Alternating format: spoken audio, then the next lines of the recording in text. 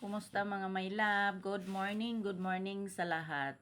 So ngayon ang ating duty ay magbiak tayo ng mga kakao. Pagkatapos, ilagay natin dyan sa sako. Dahil alisin natin yung madulas-dulas dyan, kukusutin natin bago natin ibibilad. Yan ang gaganda ng mga buto niya. Tapos mayroon tayo dyang pausok. Dahil malamok dito sa atin. Ang daming lamok sa umaga at yung pagsapit ng dapit hapon, ang daming lamok. Kaya ako laging may ganyan na pausukan yung kasirulang luma, nilalagyan ko yan ng bunot ng niyog para pampausok talaga yan sa dami ng lamok dito. Takot ako sa lamok. So ngayon, para makabuo tayo ng hot choco, katulad sa Jollibee, charot.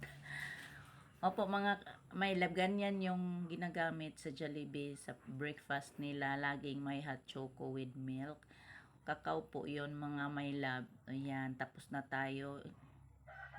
Lagay natin dyan sa planggana na may tubig, tapos gigiikin natin ang ating mga paa. Haha!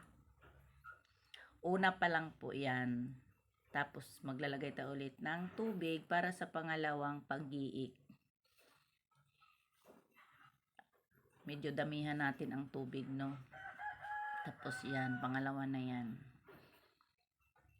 Tapos yan ilalagay natin dito sa planggana para makita natin kung talagang nawala na yung medyo madulas-dulas. Yung katulad sa santol, may ganyan din ang kakao.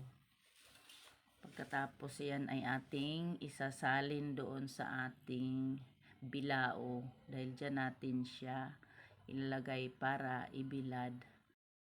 Ang pagbilad, kung duro-diretso ang init, 3 to 4 days, tuyo na yan mga my love. So yun lang ang aking ibabahagi sa araw na ito. Mag-iingat ang lahat. Bye-bye!